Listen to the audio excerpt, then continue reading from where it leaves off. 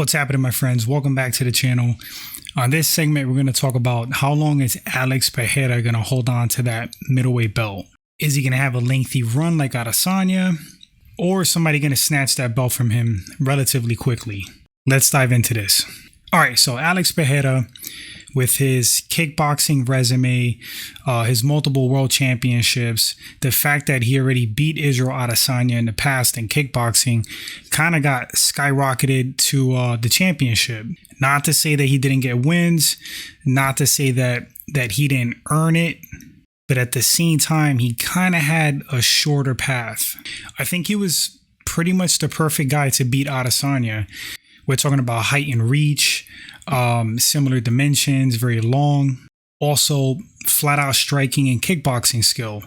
There's few guys that can match Adesanya in the pure striking department. Alex Pereira is one of them. He's pretty much Adesanya's equal as far as striking, and he has more power. Now, Adesanya was the perfect guy for Pereira to win that belt from. I believe he's going to have issues with the big, grappling heavy guys. Let's go down the list of the UFC rankings, the middleweight rankings. So, of course, Pereira is the champ. You got Adesanya right under him. They're probably going to have a rematch coming up soon. You got Robert Whittaker. That's a challenging matchup. You have Jared Cannonier, possibly challenging if Cannonier decides to grapple and wrestle. You got Marvin Vettori. That's a challenging matchup. You have Derek Brunson at number 5. Do I have to say anything about that? Wrestler. Paulo Costa, that could be a problem. So I just pretty much named like roughly the top 5, top 6 that out of that grouping could give Pereira issues. Now, he can knock out every single one of those guys, 100%. But can he out-grapple those guys? He's not going to out-grapple Whittaker. He's not going to out-grapple Cannonier. He's not going to out-grapple Vettori. He's not going to out-grapple Brunson. He's not going to out-grapple Costa. Highly doubt it. Some based on their brute strength. Some based on their strength and their skill. I know Pereira has a brown belt in BJJ, I believe. We haven't really seen him use it. He hasn't really had to. But yeah, a lot of those guys he's going to have issues with. If they fight smart, if they fight to his weakness, I could see them taking Pereira down and pretty much having their way with him. You know, think about what Izzy did to him in that fight. You know, Izzy scored a takedown. Izzy had dominant position for quite a bit.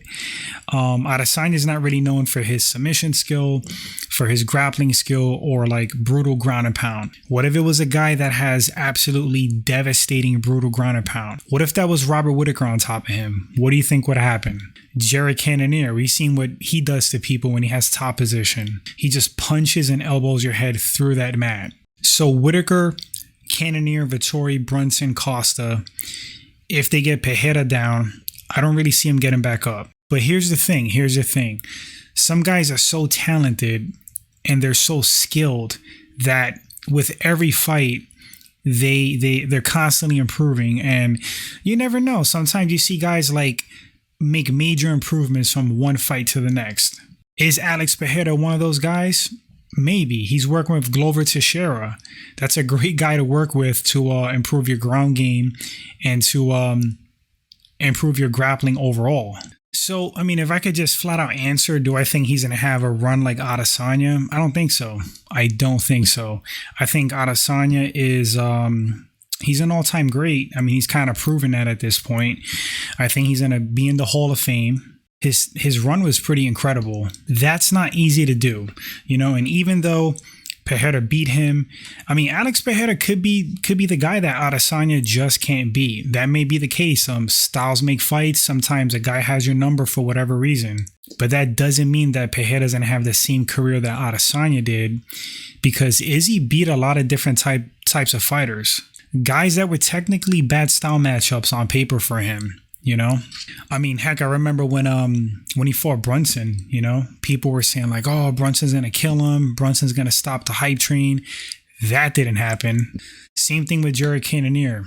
Same thing with Robert Whittaker. Although, if Whittaker fights smart, we saw in that second fight, if Whittaker fights smarter and utilizes his full skill set, he's going to do a lot better. But yeah, you guys let me know in the comment section. I don't think Pereira's going to have a run like that. You know, I don't think so, but we'll see. If he keeps improving with every fight and makes like major jumps in his grappling and his takedown offense and his ability to pop back up, he may hold on to that belt for a long time. Because who's beating that guy on the feet? There's people that could beat him, sure, but it's not going to be easy. You know, probably like 90% of the time, Pereira's going to get the better of the stand-up. But I want to know what you guys think. Is he going to hold on to that belt for a bit? Do you think that he's going to lose it rather quickly? Who do you think will give him issues in the division? Thanks for watching this segment, guys. And until the next one, take care.